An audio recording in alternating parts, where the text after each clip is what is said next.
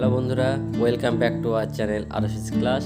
আজকে আমরা এই সুন্দর তরমুজের যে ছবিটা দেখতে পাচ্ছ, এটা আঁকার চেষ্টা করব স্টেপ বাই স্টেপ। তোমরাও রেডি হয়ে যাও এবং স্টেপ বাই স্টেপ কীভাবে আঁকছি সেটা শেখার চেষ্টা করো। চলো আমরা শুরু করি।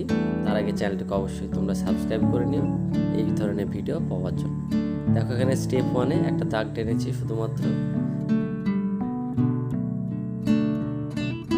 স্টেপ 2-তে দেখো একটু কোনা করে আর একটি দাগ টানা হয়েছে, তোমরা দেখতে পাচ্ছ। তোমরা এইভাবেই খাতায় রুল পেন্সিলের সাহায্যে আঁকো। স্টেপ 3 যেরকম আছে সেরকমই খাতায় তোমরা তৈরি করার চেষ্টা করো। এটা হলো স্টেপ 4।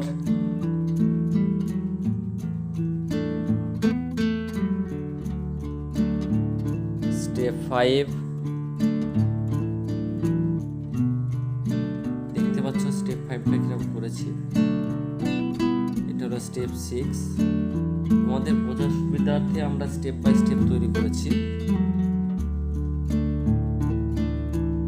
এটা স্টেপ 6। তরমুজের যে বীজগুলো হয় সেইগুলো একটু দাগের মাধ্যমে করা হয়েছে।